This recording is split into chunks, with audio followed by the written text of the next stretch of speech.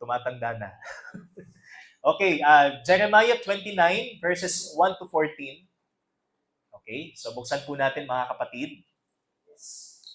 Jeremiah 29 verses 1 to 14. Ito po yung ating passage. And for the third and last time, ito po ang ating series. Ano po? Si series. Sige po, tayo pong lahat ay isip tayo muli para po sa pagbasa.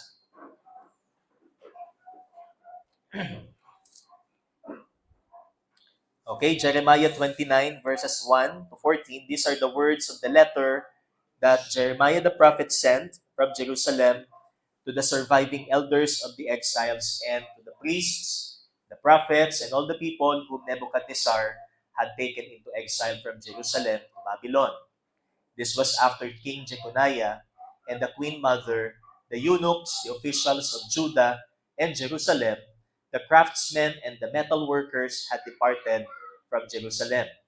The letter was sent by the hand of Elasah, the son of Shaphan, and Gemariah, the son of Hilkiah, whom Zedekiah, king of Judah, sent to Babylon to Nebuchadnezzar, king of Babylon.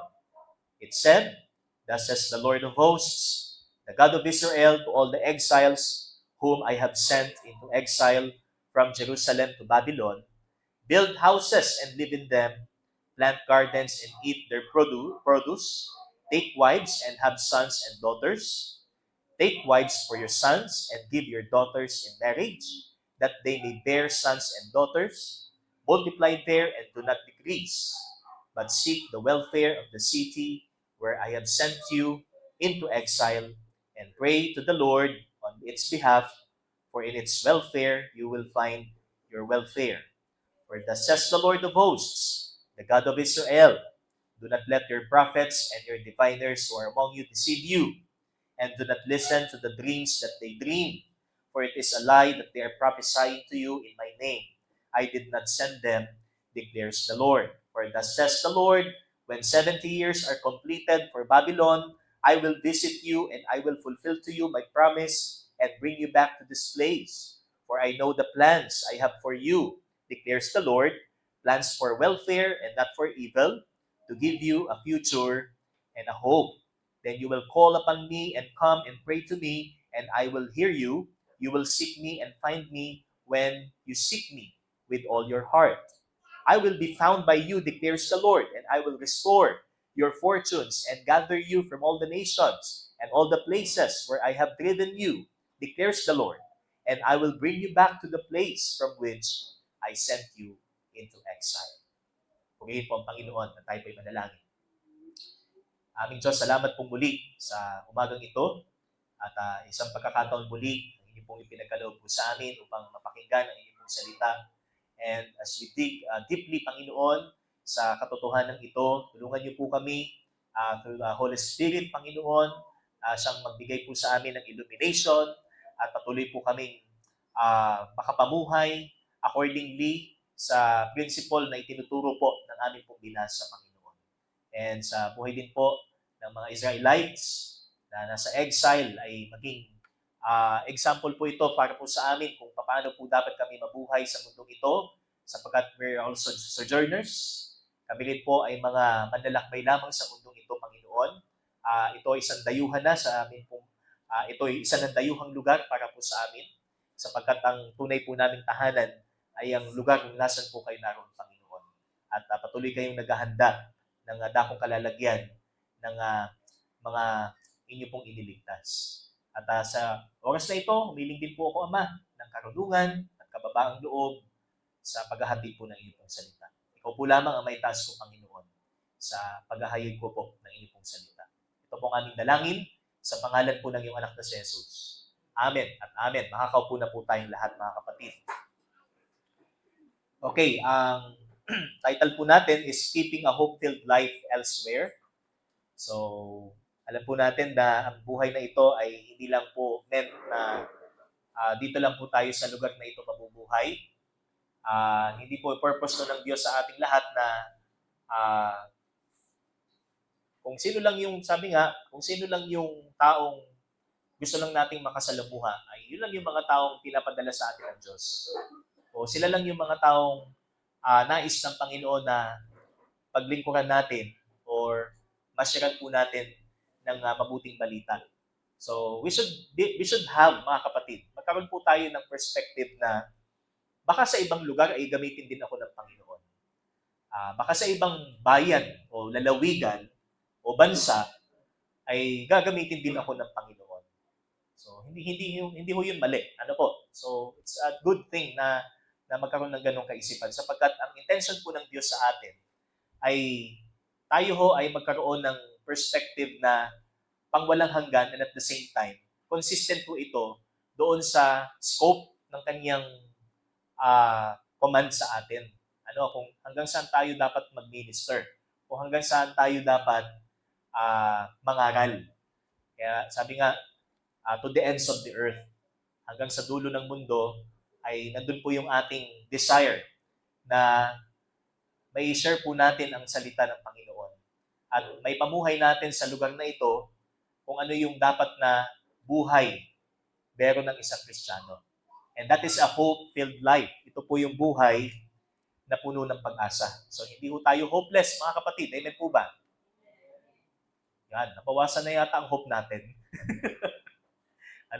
So, kahit tumatagal na tayo sa buhay, pananampalataya, at mas humihirap ang buhay po natin ngayon, so nadagdagan pa ho yan because of the crisis, the ongoing crisis in the Middle East. So, kita na ho natin yung presyo ng diesel, 100 piso na, di ba, sa ibang lugar. So, dito sa atin, nasa line of 8. Okay? Pero, sabi ng, next week or this week, tataas uli. Ano po? So, talagang wala hong talagang happy ending sa mundong ito. Ano po? Wala hong talagang masayang, kumbaga, pagtatapos ang buhay mo sa mundong ito. Lahat ho ay matatagpuan po natin sa Panginoon lamang. So, yung happiness and joy na wala po sa atin ay sa Panginoon lang po natin matatamo. Okay? So, last Sunday, not only that it is important para po tayo makapamuhay with a hope-filled life sa saan man lugar po tayo naroon, hindi lamang po tayo tinuruan na magkaroon ng mindset for a long term. So, not only by having a long-term mindset in our place, and that is to settle down, to build, and to plan, sabi nga po dito sa ating passage, kasi ang sabi po ng Panginoon sa mga Israelites, i-settle nyo yung inyong isip na dyan na kayo.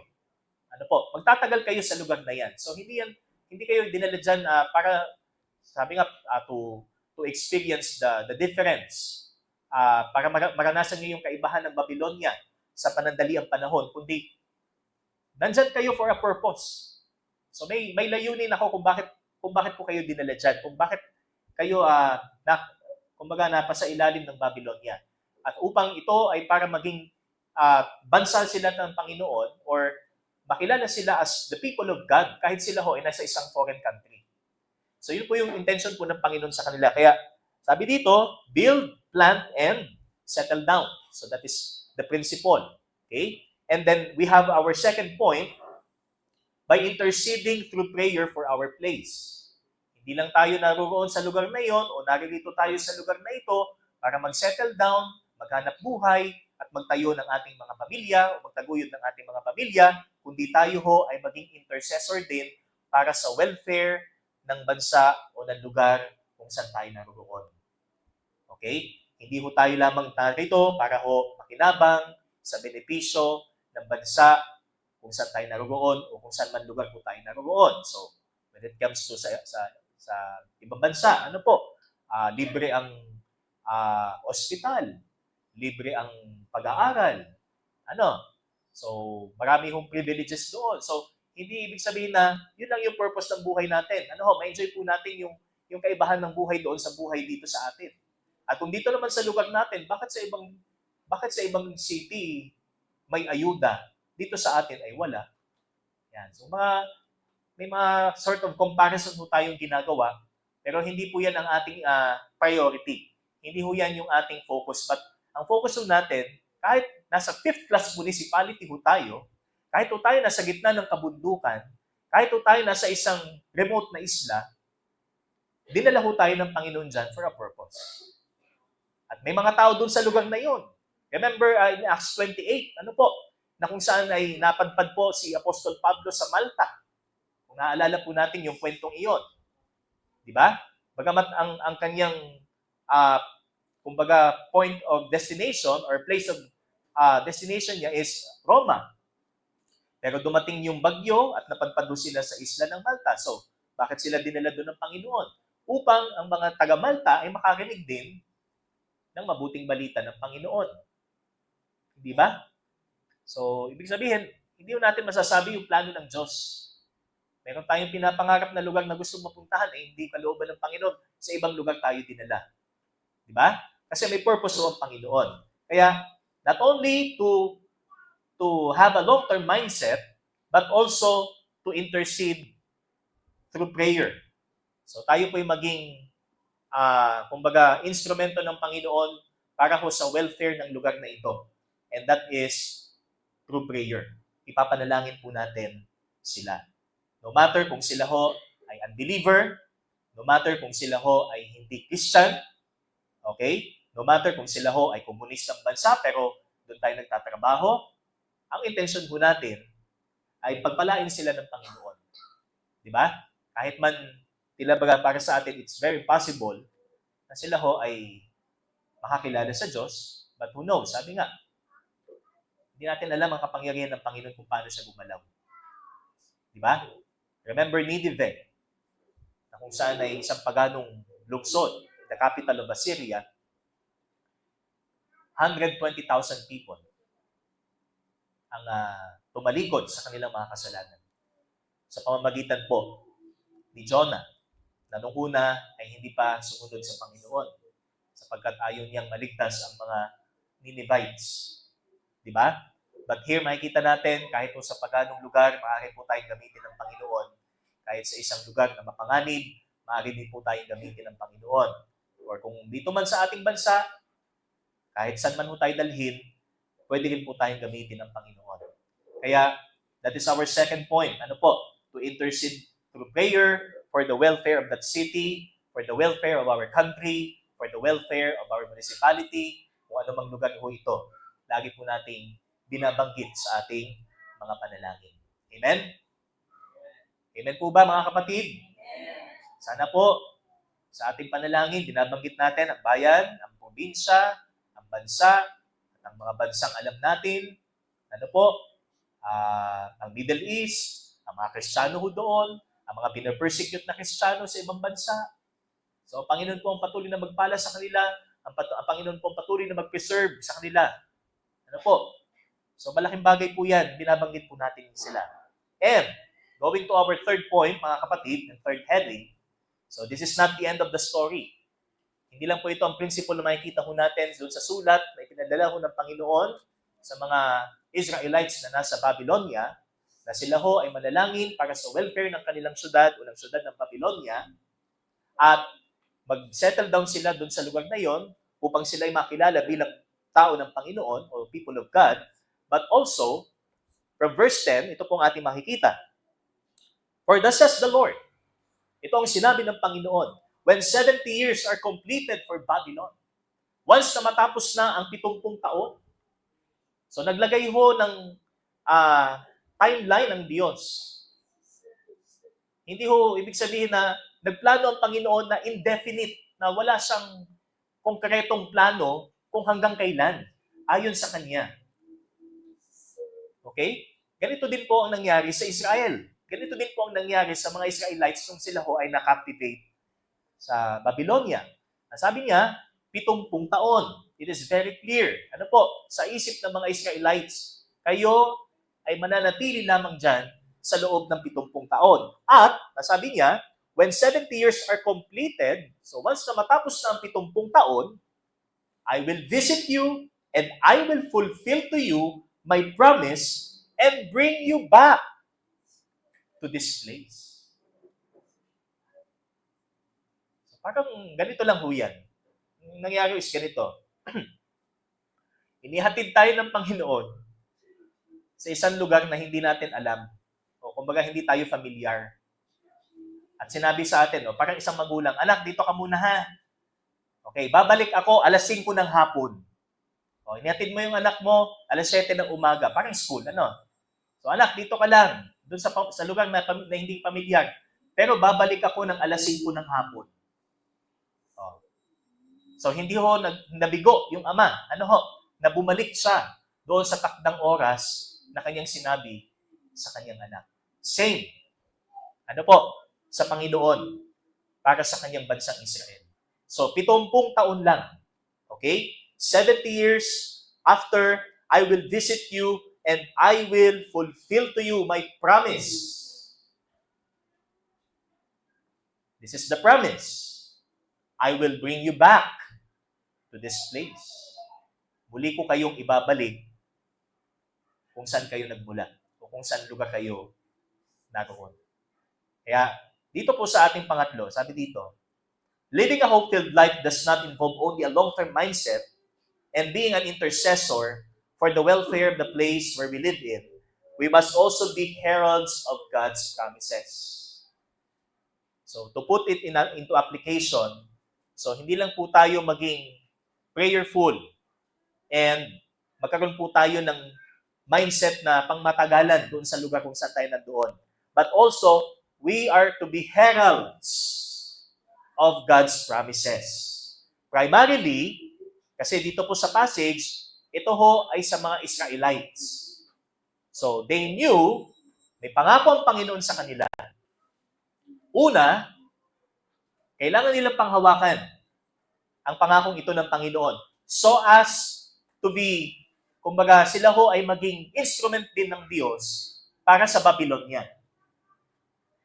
Okay? Hindi lang ang focus ng Panginoon doon sa exile is ang mga Israelites. Kasi ang desire ng Panginoon, makilala siya bilang tunay at buhay na Diyos. Kahit saan mang lugar mo dalhin ang kanyang piniling bayan, makilala sila bilang people of God.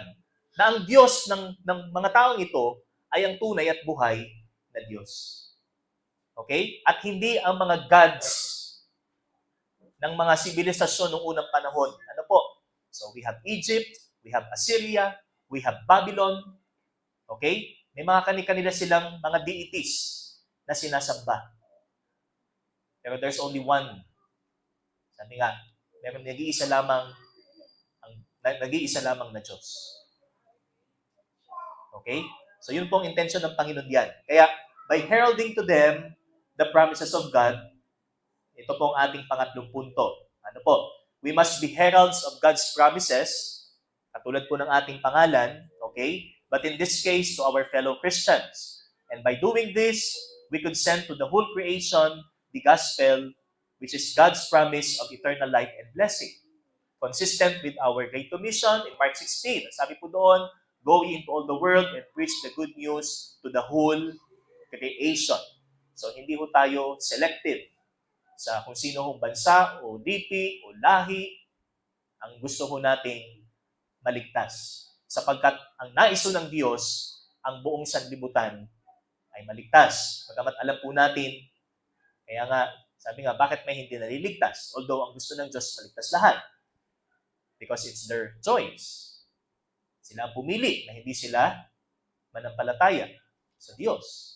Sila ang pumili na hindi sumunod sa Diyos. Okay? Yun po yung makikita ho natin. Kaya, number 3, by heralding to them the promises of God. So, pag sinabing herald, ano ba yung sabi ng herald? We proclaim. We are sharing the good news. Tayo ay tagapaghatid ng mensahe. At ang inihahatid natin ay ang mga pangako ng Panginoon. Okay? So, isa pang ilustrasyon makikita po natin. Kapag may isang tao hong nangako sa atin, bilang isang tao, atin po itong pinangahawakan. Lalo't kilala ho natin ang nangakong ito, itong taong itong nangako sa atin bilang mapagkakatiwalaan. But hindi ho natin ma-assure 100% na itong ating pinagkakatiwalaan ito ay tutupad sa kanyang pangako. Di ba? Kaya most often or more often, We fail, sabi nga. And it is so heartbreaking na kahit yung taong pinagkatiwalaan po natin, ay bibiguin tayo sa kanyang pangako. Pero hindi yan sa kaso ho ng Diyos. Ano ho? Hindi ho ito katulad sa Panginoon. Because kung meron pong isang tao nakasakit ng ating damdamin, so it brings harm and discomfort, but God promises, or the promises of God, are not made to bring us the same sensation. Ang sabi nga po niya doon sa verse 11, yung mini-memory verse po natin, I know the plans I have for you, not to harm you, not to evil, but for your welfare, to give you a future and a hope. Okay? That's the general principle. Ano po? Kahit hindi ho sa bansang Israel, although the context here is the nation Israel. But sa atin man, hindi yung intensyon ng Panginoon sa atin ay masaktan ho tayo. Ano ho? Kung nasasaktan ho tayo sa ating buhay bilang Kristiyano, it's God's permission. Ano po? Para matuto ho tayo sa ating pagkakamali. Di ba? Maaaring ito ho ay lesson ng Panginoon sa atin upang turuan po tayo na hindi natin dapat pagtiwalaan ang ating mga sarili. Na hindi dapat tayo umasa sa ating mga sarili o sa sino man tao, kundi sa Diyos lamang tayo dapat umasa. Ano po? Kasi pag nakaramdam tayo ng harm, sakit, nag-iiba agad yung ating isip. Nag-iiba agad yung ating mood. Di ba? Nag-iiba agad tayo. Unlike ang Diyos, ano man ang mangyari sa tao, ano mang pagsubok ang dumating sa buhay natin, hindi siya nagbabago. Siya ay nananatiling Diyos. Ano po? Kaya, sabi nga, practically, may mga taong hindi sila satisfied doon sa salita lamang. So, gagawa pa ng kasulatan. Okay ha, meron tayong pinangahawakan ha. O, pirmahe. O, kasi nangako ka. At tutuparin mo ang pangako mo sa akin. Diba? Pero sa Diyos, sabi nga, sapat na ang kanyang salita upang panghawakan at alam natin na ito ay siguradong matutupad. At yan po ang nais ng Diyos na panghawakan ng kanyang bayan, bagamat sila ho ay nasa lugar na dayuhan para sa kanila. Okay? So, God clearly says in verse 11, For I know the plans I have for you, declares the Lord. Plans for welfare and not for evil, to give you a future and a hope. So what makes the plan of God beautiful and worthy to be preached, worthy to be proclaimed, worthy to be shared sa lahat? Ano bang meron sa pangako ng Diyos? Talagang napakaganda hong panghawakan. Ano ho? Ang salitang ito. And what are the promises that He spoke to those who are in exile? Ano ba itong mga pangako ng Panginoon na ito? So first, in verse 10, mababasa po natin, ano po sabi ng Panginoon? I will. So, kung titignan po natin yung verses 10 to 14, ilang beses po dito binanggit ng Diyos yung I will. So, I will visit you and I will fulfill to you my promise and bring you back to this place. So, hindi niya sinabi, I would, but I will. There's certainty. Okay? There's the assurance. May katiyakang sinabi ng Diyos na matapos ang 70 taon, muli ko kayong ibabalik sa lupang pangako. Kasi ang nangyari ho ngayon sa kasaysayan, kaya ho sila na-exile sa Babylon, ay dahil sa kanilang katigasan ng ulo. Hindi sila nakinig sa Panginoon. Mas pinakinggan nila ang mga huwad ng mga propeta. Mas pinakinggan nila yung mga bulaan kaysa sa tunay na Panginoon. Okay? So, we have God's promises, or God promises the restoration of His people. So, yun yung pangako. Restoration. Ano po? I will visit you and fulfill to you my promise. I will bring you back to this place. Binanggit niya po ulit in verse 14. Ano po? Makikita natin sa huling bahagi. And I will bring you back to the place from which I sent you into exile. Muli ko kayong ibabalik sa lugar kung saan ko kayo dinala. Ano ho? Papuntang sa Babylonia. Never did God tell them that their exile in Babylon is for lifetime. Wala ho tayong makikita ang sinabi ng Diyos o naging tikom ang bibig ng Panginoon kung hanggang kailan sila sa Babylonia. Kundi sinabi ng Panginoon, 70 taon. Okay? Hindi yung sinabi ng Panginoon, diyan na kayo mamamatay. Ano? Hindi yung sinabi ng Panginoon, para bang reclusion perpetua. Ano ho? Para bang nabilanggo siya, mabigat ang kasalanan, so reclusion perpetua. Ibig sabihin, hanggang ano siya, hanggang mamatay, doon na siya. But meron pong takdang panahon ang Panginoon. Okay? Sabi dito, never did God tell them that their exile in Babylon is for a lifetime, and He is pleased with them. And He is not a sadist. Hindi rin ho siya sadista. Hindi ho siya natutuwa sa kapahamakan o sakit na po pwedeng maranasan ng kanyang mga pinili o ng kanyang bayan. It's just that kailangan nilang ma-realize. Kailangan nilang makita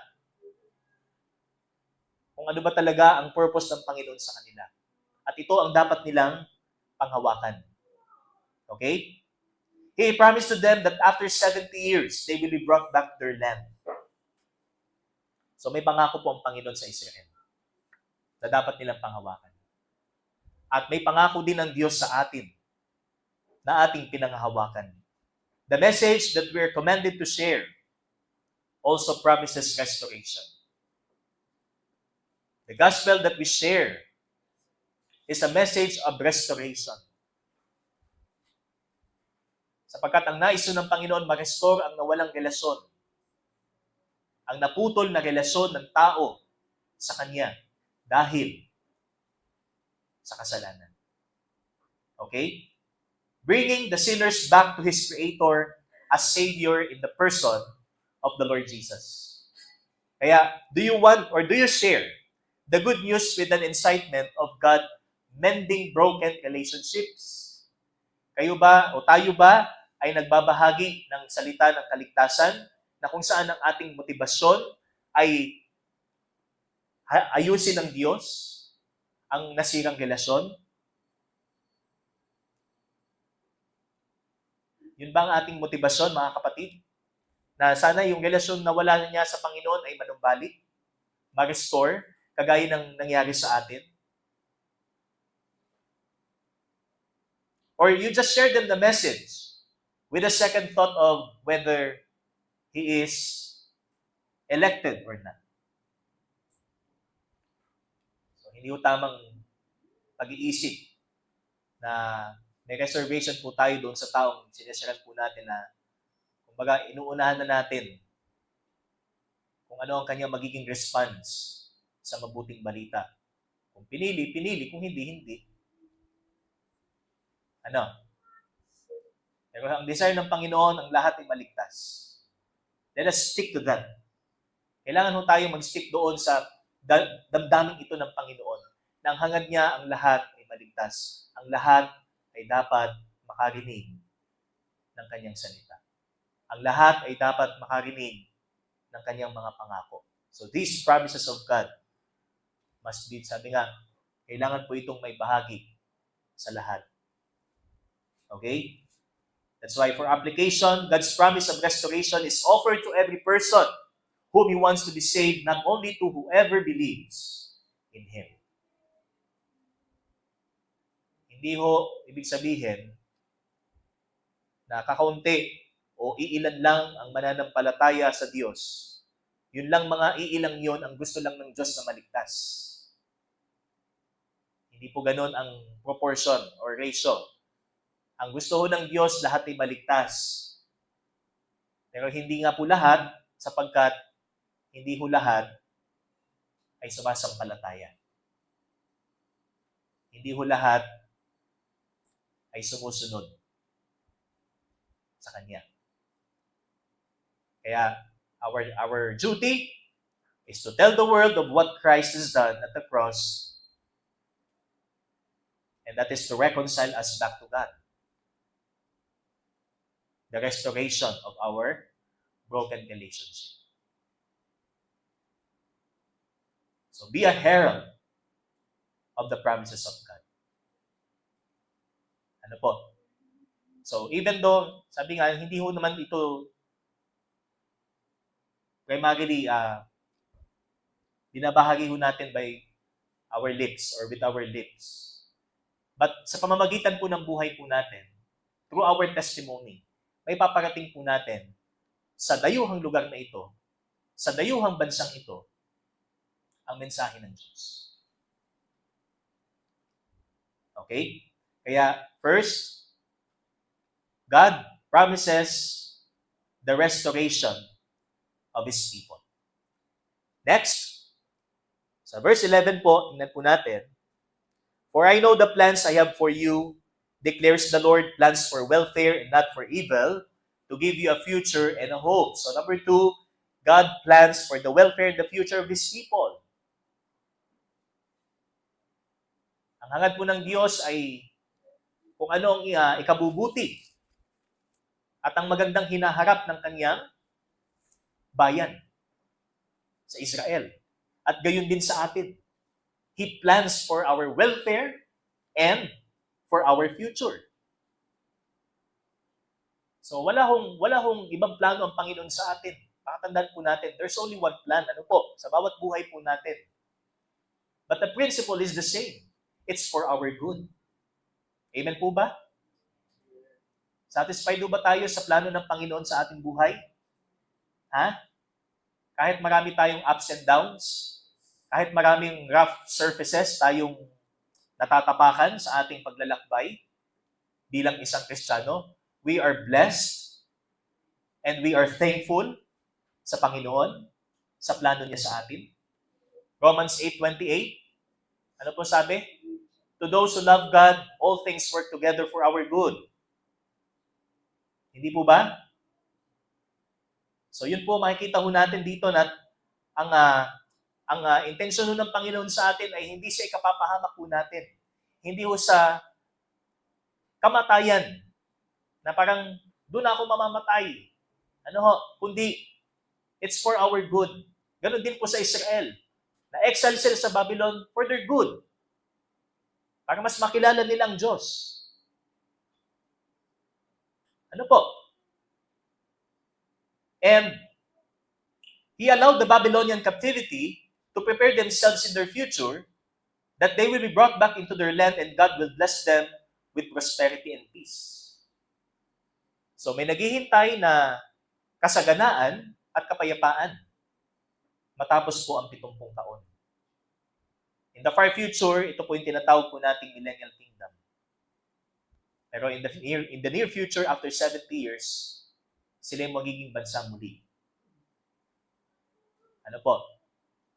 Pero isang lipi na lang ho sila, Judah. Wala na yung iba kasi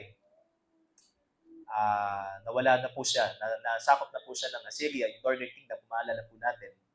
But Southern Kingdom na lang, ano po, that is Judah.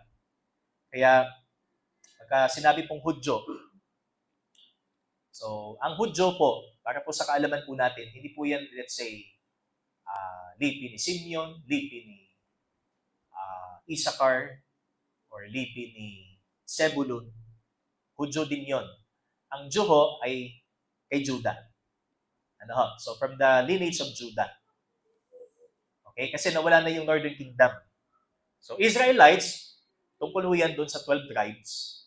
Pero pagka sinabing Hudyo, so at the time of Jesus, sabi nga, noong panahon ng Panginoon, so pag sinabing Hudyo, so they came from Judah. Ano po? Kaya, makikita po natin yung kahalagahan. Kung titingnan po natin ang kasaysayan, kung paano po ang Israel ay dumapaman o nadapaman sila, ay sila ho ay tinatayo ng Panginoon. Hanggang ngayon, bansa pa rin sila. Di ba? So in our part, application po natin, we know that all things work together for good to those who love God. He meant all things for our good, and that is already a feature of a prosperous and peaceful life in Christ. Ito ho ay katangian ng isang mapayapa at masaganang buhay sa Panginoong Hesus. Amen? Mga kapatid, nasabi po dyan, the fact that He meant all things for our good. Lahat ng nangyayari sa atin ay para sa ating ikabubuti. Kaya mabuhay tayo, let us live with a crystal clear understanding of God's intentions and at the same time, share it to the world. Ganito ang ginawa ng Diyos sa akin. Dumaan ako sa ganitong pagsubok. At dahil sa Panginoon, yan. Kung hindi dahil sa Panginoon, wala ako dito. Kung hindi dahil sa Panginoon, hindi ako magtatagumpay sa pagsubok na yun. Okay? Kaya ang tunay na buhay na may future ay kung ito ho ay nakapaloob sa plano ng Diyos. Kung ito ho ay parallel sa plano ho ng Panginoon. Yun ang buhay na may future. Pero kung ang buhay mo ay salungat sa plano ng Diyos, ano po? Kumbaga sa Agos ay sinusalungat mo. Wala hong future yan. Wala hong magandang hinaharap na naghihintay. Pwede nga makamit mo ay mundo, laman, pero hindi ho ang blessing ng Panginoon. That's why, secondly, He plans for the welfare and the future of His people. Ito yung dapat na panghawakan ho natin. Ano po? Hindi ho nagplano ang Panginoon sa buhay natin para sa ikapapahamak natin o ikasasama, kundi para sa ikabubuti ng bawat isa. At yan din ang mensaheng ipaparating natin sa madla. Sa mundo na walang pagkakilala sa Kanya.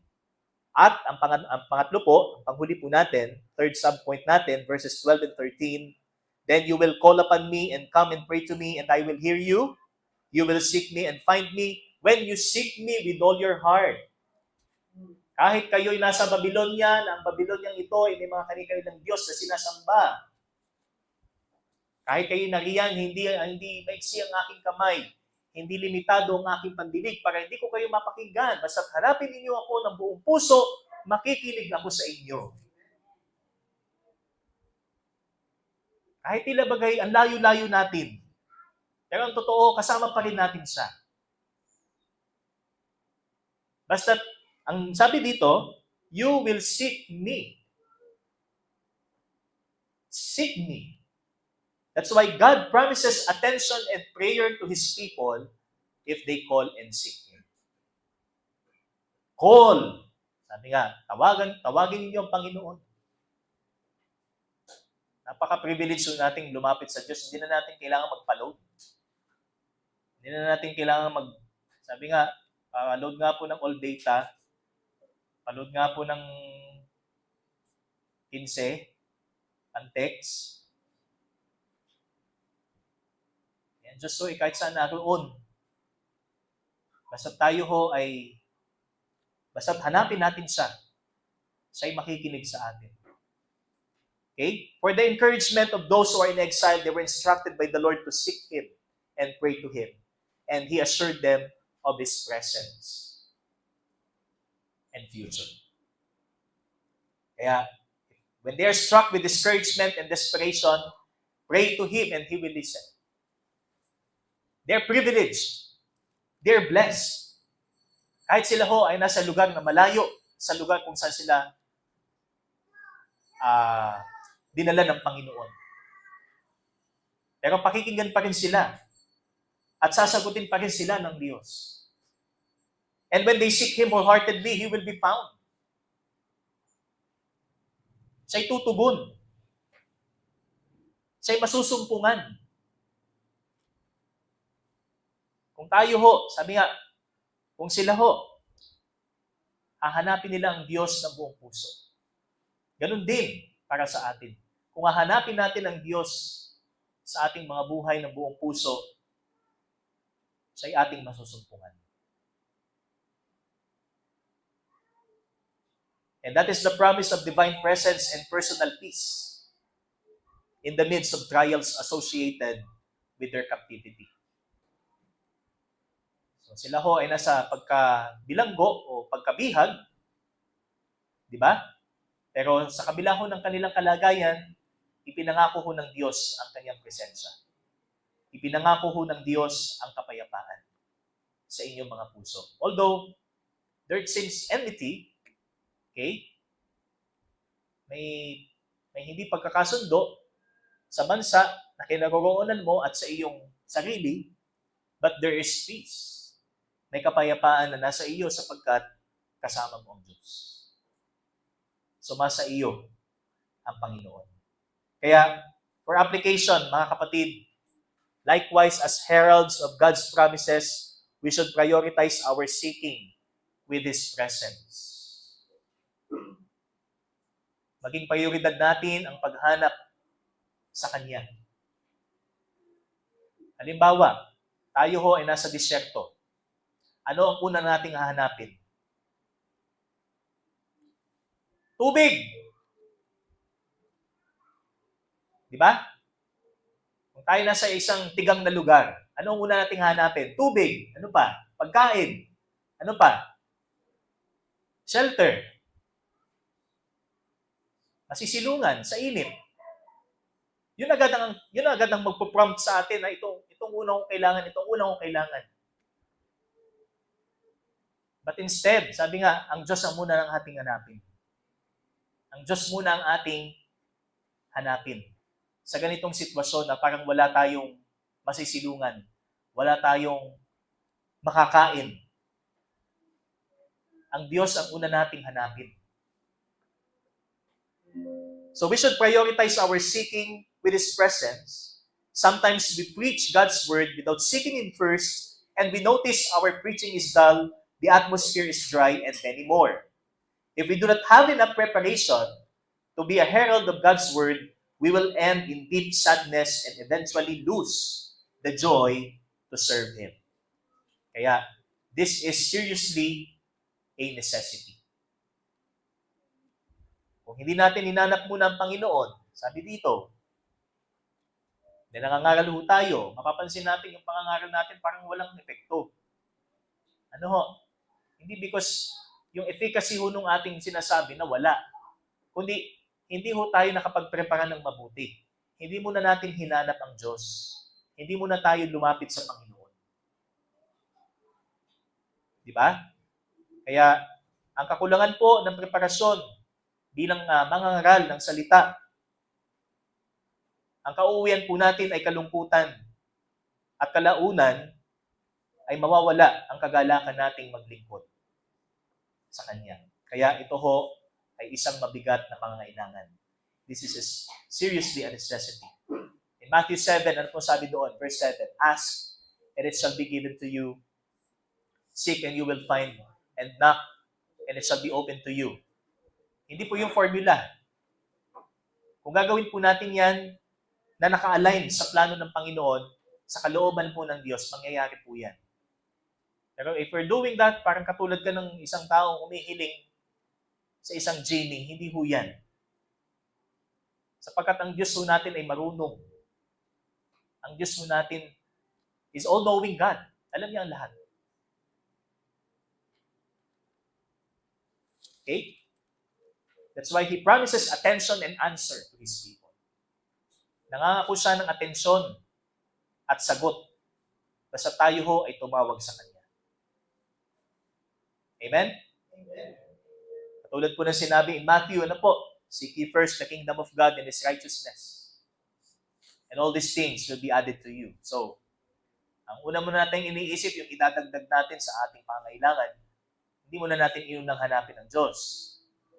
So, mananatili tayo sa ating kabalisahan. Mananatili tayong hopeless sa ating buhay kung hindi muna natin hahanapin ang Panginoon. Okay? Kaya, ito ho ay maging example, ano po, para sa atin. So, these are the 3 subpoints na makikita ho natin sa ating pangatlong punto. So, we have God promises the restoration